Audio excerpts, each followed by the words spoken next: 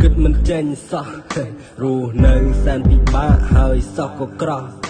ពោពេញទៅដោយទុកលាក់ទុកក្នុងចិត្តមិនចង់ឲ្យគេដឹងរឿងពិតក្នុងជីវិតគ្មានអ្នកដឹងការពិតវាឈឺចាប់ធំយ៉ាងណា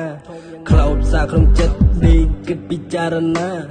ទាំងទ្រង់សើបែកឬមួយក៏យ៉ាងណាជីវិតយើងលំបាកក៏មិនទោសវាសនា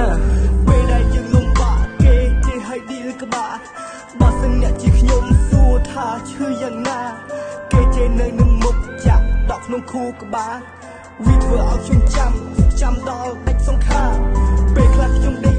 យំមិនឲ្យគេដឹងព្រោះតែខ្ញុំលំបាកទៅព្យាយាមខំប្រឹងរស់ដោយខ្លួនឯងព្រោះតែគ្មានទីពឹង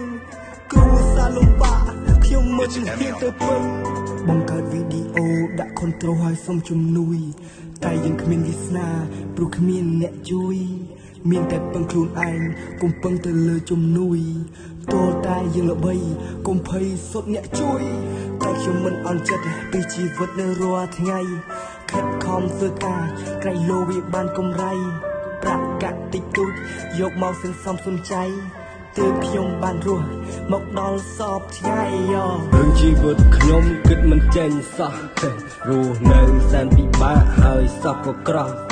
ពោពេញទៅដោយទុកលាក់ទុកក្នុងចិត្តមិនចង់ឲ្យគេដឹងរឿងពិតក្នុងជីវិតគ្មានអ្នកដឹងការពិតវាឈឺចាប់ធំយ៉ាងណាខ្លោចសារក្នុងចិត្តដេកគិតពិចារណាទាំងទ្រង់សើបែកឬមួយក៏យ៉ាងណា